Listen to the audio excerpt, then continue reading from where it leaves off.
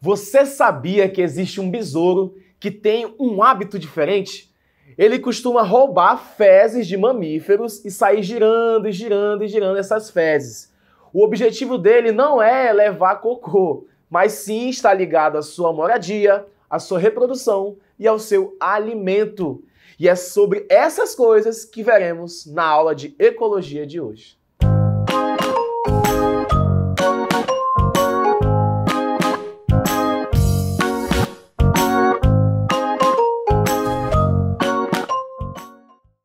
E aí, senhores! Eu me chamo Rodrigo e sou professor de Biologia da Fundação Matias Maquiline. E hoje estaremos dando continuidade a esse assunto espetacular que é a ecologia.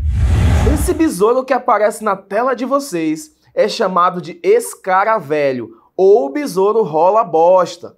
E a função dele é pegar justamente esse excremento de mamíferos, que será a casa dele, e outras coisas. Isso é maneira dele de não entrar em competição com nenhum outro animal. Ele se alimenta dessa pequena bolinha, ele se reproduz com parte dela, onde o macho vai colocar o seu espermatozoide e a fêmea vai colocar o seu óvulo, até que um momento a larva saia dessa bolinha. Gente, esse processo que você acabou de ver se chama cadeia alimentar.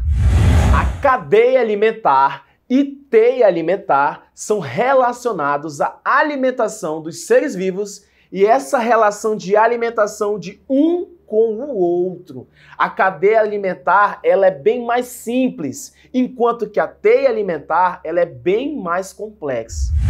Começamos então com o primeiro tópico, que é cadeia alimentar. Na cadeia alimentar é quando nós temos um fluxo unidirecional de alimentação, ou seja, quando o fluxo ele segue uma direção só de energia. Dê uma olhada aqui nessa imagem do lado.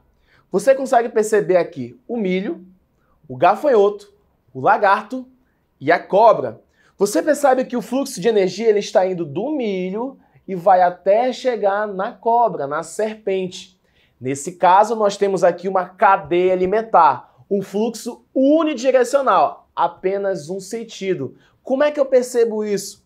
É só você olhar as setas que estão entre os animais e você percebe que cada seta está levando a um outro animal. Isso significa que o próximo animal está se alimentando do ser vivo anterior. Então, por exemplo, aqui nós temos o milho. O milho vai servir de alimento para o gafanhoto, que vai servir de alimento para o lagarto e que vai servir de alimento para a serpente. Tudo bem, gente? Tranquilo assim? Isso nos leva, então, a um próximo assunto, porque cada ser vivo que você observa aqui está associado a um nível, o que nós chamamos de níveis tróficos. E o que seria níveis tróficos? Níveis tróficos são níveis onde os seres vivos que estão naquele mesmo nível, eles possuem o mesmo hábito alimentar.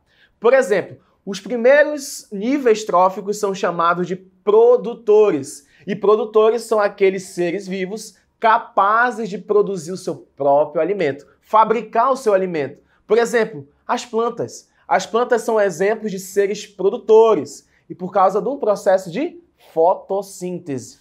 E uma coisa importante que você tem que saber é que os produtores são o nível que armazena mais energia do que os outros níveis tróficos. Cada vez que você vai passando de nível, essa energia vai se perdendo. Por isso o nome fluxo unidirecional.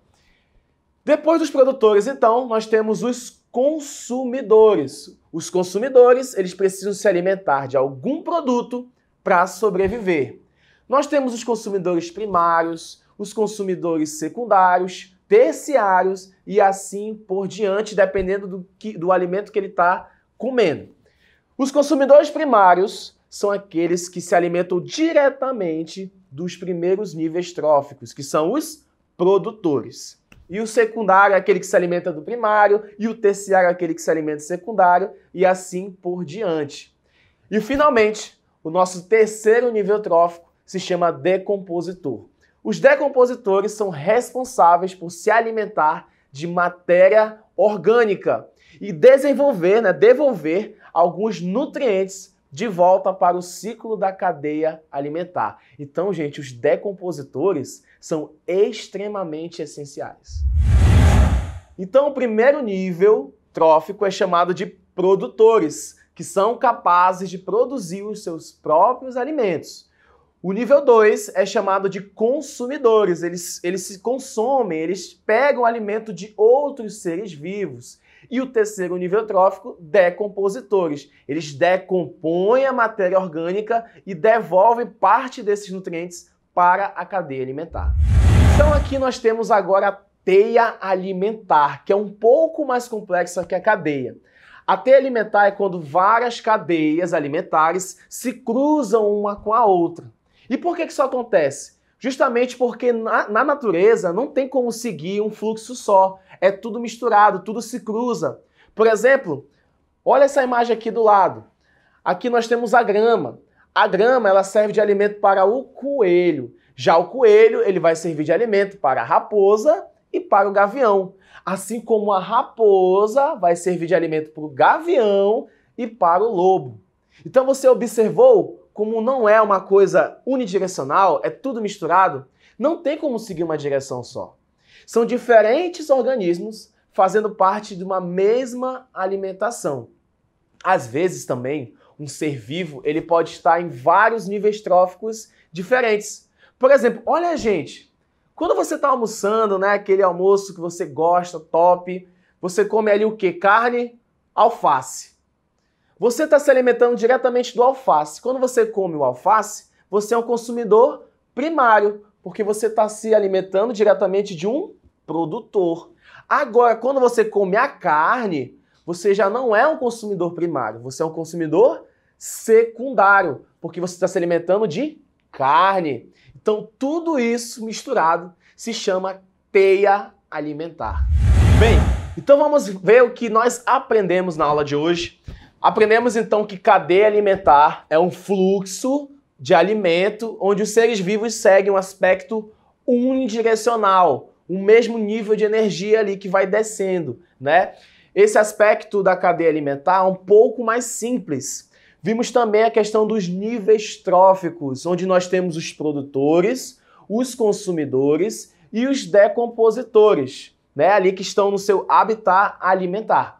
E também vimos a questão da teia alimentar, que é quando várias cadeias alimentares se cruzam uma com a outra, porque nós sabemos que não temos um fluxo unidirecional na natureza, é tudo misturado um com o outro. Bem, nós vamos ficando por aqui e nós nos vemos na próxima aula de biologia. Fui!